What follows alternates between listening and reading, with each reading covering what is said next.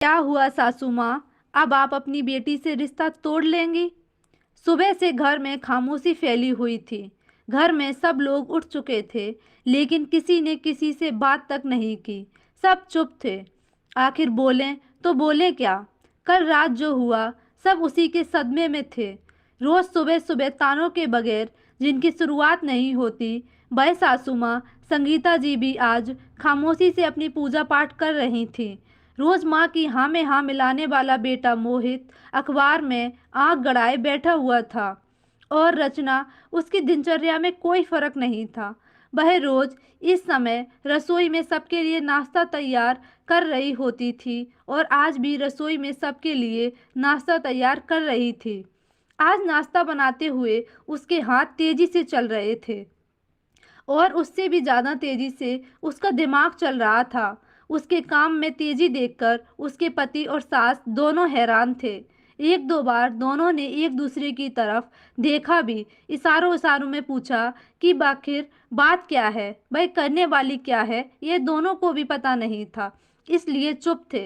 रचना ने फटाफट नाश्ता बनाया और टेबल पर परोस दिया, पर किसी से कुछ कहा नहीं, और अपने कमरे में चली गई। नाश्ता देखकर सासू माँ अपनी पूजा समाप्त कर नाश्ता करने बैठ गईं।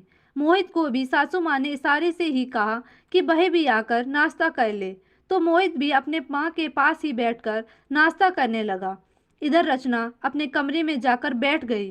बैठे बैठे ही उसे वह दिन याद आ रहा था जब शादी के 15 दिन बाद उसके माता पिता उससे मिलने के लिए उसके ससुराल आए थे। उस समय रचना अपने कमरे में अलमारी में अपना सामान रख रही थी। साथ ही उसने अपने सोने के गहने भी पलंग पर ही रखे थे, ये सोचकर कि सासू माँ को संभालने के लिए दे देगी। लेकिन जैसे ही उसने सुना उसके माता पिता उससे मिलने आए हैं, तो वह अपना सामान वैसा ही छोड़कर बाहर चली आई। कुछ देर बाद उसकी ननद की बेटी, जो कि 4 साल की थी, वह खेलते खेलते उसके कमरे में आई और वहां रखे सामान से खेलने लगी। आखिर बच्ची ही तो थी।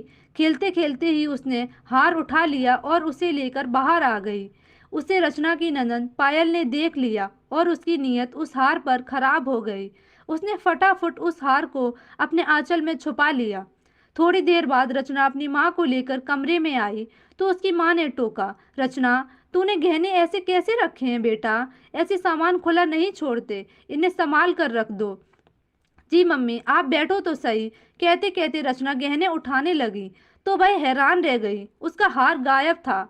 वह फटाफट अपना हार ढूंढने लगी, तो उसकी मम्मी ने कहा, क्या हुआ बेटा, क्या ढूंढ रही हो? मम्मी, मेरा सोने का हार नहीं मिल रहा, वही जो आपने दिया था, यहीं पर तो रखा था। यह बात अंदर आती हुई सासू माँ ने सुन ली, और उन्होंने एक पल नहीं लगाया हंगामा करने में। कमरे में आते ही चिल्लाते हुए बोली, तुमने ऐसे कैसे हार गुमा दिया बहू? तुम इतनी लापरवाह कैसे हो सकती हो? उनकी आवाज़ सुनकर रचना एकदम चुप हो गई। तो उसकी मम्मी बोली, समदन जी, थोड़ी शांति रखिए, यहीं कहीं रखा होगा। माफ़ करना समदन जी, पर आपने अपनी बेटी को कुछ नहीं सिखाया। उसे यह तक नहीं पता कि अपने सोने के गहनों को इस तरह लापरवाही से नहीं रखते।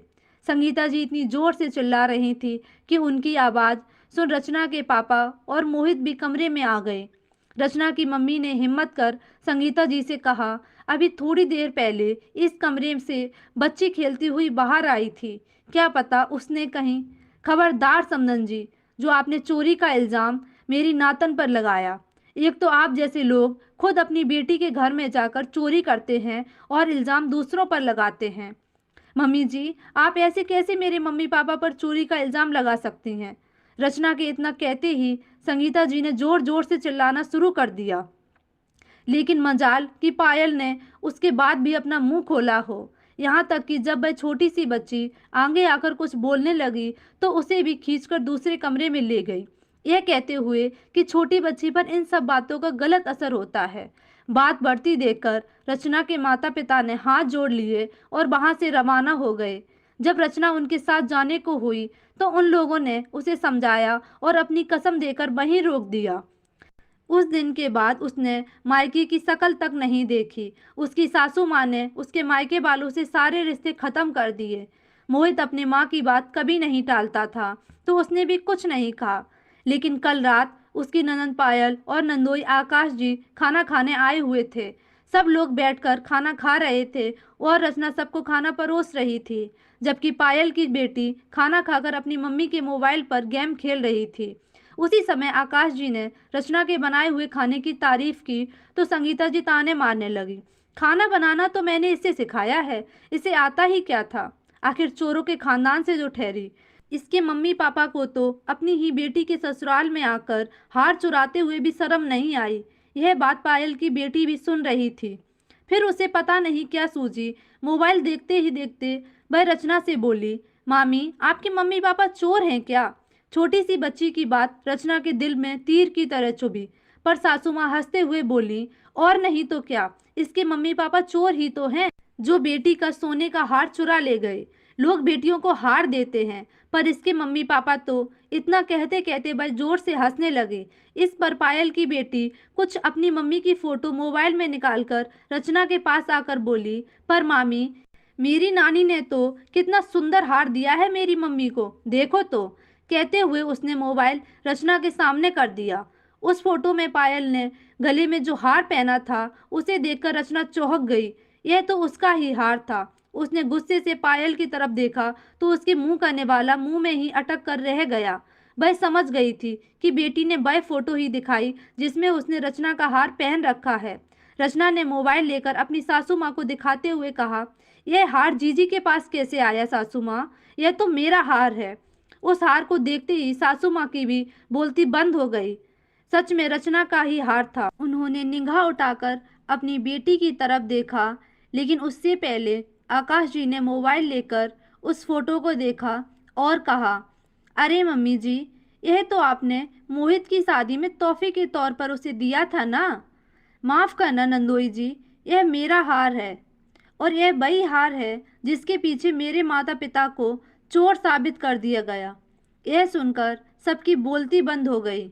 पायल नजर उठाकर भी नहीं देख पा रही थी।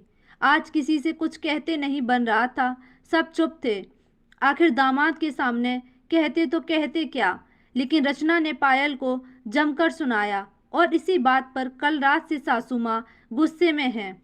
कुछ सोचकर रचना उठी और अलमारी में से अपने कपड़े निकालने लगी। इधर अभी दोनों माँ बेटे अपना नाश्ता करके उठे ही थे कि रचना अपने कमरे से बाहर आई। उसने कपड़े चेंज कर लिए थे और हाथ में एक बैग था, शायद कहीं जा रही थी। उसे देखकर मोहित ने पूछा, तुम कहाँ जा रही हो? उसकी बात सुनकर रचना ने एक नज़र मोहित की तरफ देखा, बैग साइड में रखा और नाश्ता करने बैठ गई। संगीता जी ने मोहित से फिर से इशारा कर एक बार और पूछने के लिए कहा। कल रात के हादसे के बाद वह रचना से बात नहीं कर रही थी, क्योंकि रचना ने उनकी बेटी को अच्छा खासा सुना दिया था। शायद अच्छा खासा नहीं, सच कह दिया था, और सच कड़वा होता है जो लोगों को पचता नहीं। बस संगीता जी को भी सच पचा नहीं। मोहित ने अपनी माँ का इशारा पाकर दोबारा से पूछा, मैंने तुमसे पूछा कहाँ जा रही हो? रचना ने बिना नजर उठाए कहा, मैं अपने मायके जा रही हूँ। आखिर 2 साल होने को आए मुझे अपने मम्मी पापा से मिले हुए। उसकी बात सुनकर संगीता जी तिलमिला गईं। सुबह से बात ना करने वाली सासू माँ बोली, उनसे तो हमने सारे नाते खत्म कर दिए, फिर क्यों जा रही हो? रिश्ता खत्म आपने किया है सासू माँ, मैंने नहीं। उन्होंने मुझे जन्म दिया है, पाल पोस कर बड़ा किया है। मैं अपने माता पिता के घर जाऊंगी। आज रचना ने पहली बार संगीता जी का विरोध किया, जिसे वह बर्दाश्त नहीं कर पाई और गुस्से से चिल्लाती हुई बोली, आज बड़ा प्यार आ रहा है अपने माँ बाप पर उनके लिए हमसे लड़ने को तैयार हो गई। भूलो मत, तुम्हें पूरी जिंदगी इसी घर में बिताना है, और याद रखना, अगर तुम उन चोरों के घर गई तो फिर लौट कर मत आना। अपने माता पिता के लिए चोर शब्द सुनते ही रचना के तन बदन में आग सी लग गई। वह टेबल पर हाथ जोर से मारते हुए खड़ी हुई और संगीता जी के बराबर चिल्लाते हुए बोली, चिल्लाइए मत, आपके बराबर चिल्लाना मुझे भी आता है। आपकी हिम्मत कैसे हुई मेरे माता पिता के बारे में इस तरह की बात कहने की? चोर बह नहीं, चोर आपकी बेटी है। खबरदार बहू, अगर तूने मेरी बेटी के लिए कुछ भी कहा, वह इस घर की बेटी है, उसका इस घर पर बराबरी का हक है। क्या हुआ अगर उसने वह हार सेट ले लिया? इस घर के सामान पर उसका भी हक है। उस पर इतना हंगामा क्यों कर रही हो? सासू माँ अभी भी अपनी बेटी की ही तरफदारी कर रही थी, जिसे देखकर रचना ने कहा, बिल्कुल, आपके घर के सामान पर आपकी बेटी का हक है, यहाँ तक कि आपके घर पर भी आपकी बेटी का बराबर का हक है। पर आप भूल रही हैं, उन्होंने जो हार चुराया था, वह आपकी बहू का था और बहू के मायके से आए हुए सामान पर उनका कोई हक नहीं था। फिर भी उन्होंने इतनी आसानी से उसे चुरा लिया और इतना बड़ा तमाशा होने के बावजूद भी बेशरम की तरह चुपचाप बैठे वह सब देखती रही। और क्या कह रही हैं आप? क्या हुआ जो उन्होंने मेरा सेट ले लिया? तो उस हादसे के पीछे मेरे मायके वालों से रिश्ता तोड़ दिया और मेरे माता पिता को इतना कुछ सुनाया। वह कहते रहे कि हमने कुछ नहीं किया, लेकिन आप तो सुनने का नाम ही नहीं ले रही थी। उस दिन तो आपने बड़ा हंगामा किया था, आज क्या हो गया? उस दिन तो आपने सीना ठोंक कर कहा था कि हम चोरों के साथ रिश्ता नहीं रखते, तो आज क्या हो गया? आज आपकी बेटी चोर साबित हो चुकी है, तो अब आप उनसे कब रिश्ता तोड़ रही हैं? अब की बार संगीता जी ठंडे होते हुए बोली, भाई मेरी बेटी है और खून के रिश्ते ऐसे नहीं तोड़े जाते। मेरा भी मेरे माता पिता के साथ खून का ही रिश्ता था, पर तब में और अब में बहुत फर्क आ गया है। तब मेरे माता पिता थे और आप आपकी खुद की बेटी। अब बेटी से रिश्ते टूटते नहीं बन रहे हैं और बहू के मायके वालों से आपने एक पल नहीं लगाया था। बस अब और नहीं, मुझे रोकने की कोशिश मत करना। जिस दिन आप अपनी बेटी से रिश्ता तोड़ लो उस दिन बोलना, कहकर रचना अपने बैग की तरफ बढ़ी और अपने मायके चली गई। संगीता जी ने गुस्से से मोहित की तरफ देखा तो मोहित ने भी हाथ जोड़ लिए। माफ करो माँ, मैं उस दिन भी कुछ नहीं बोला था और आज भी कुछ नहीं बोलूँगा। यहाँ रचना गलत नहीं है, आप अपनी बेटी के लिए कुछ नहीं सुन पा रही हैं, जबकि असल में चोरी उसने की थी। तो रचना से कैसे उम्मीद करें कि भाई अपने माता पिता के बारे में गलत सुन ले।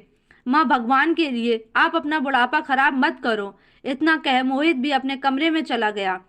संगीता जी से आज कुछ कहते न बना, क्योंकि पहली बार उनके बेटे ने उन्हें पलटकर जवाब दिया था। संगीता जी रचना के मायके वालों के साथ किए बर्ताव पर पछता रही थीं और पायल के कारनामों पर बहुत शर्मिंदा महसूस कर रही थीं। दोस्तों, आपको ये कहानी कैसी लगी कमेंट सेक्शन में ज़रूर बताएं। कहानी पसंद आई हो तो लाइक और शेयर करें और ऐसी ही कहानियाँ सुनने के लिए हमारे चैनल को सब्सक्राइब करें।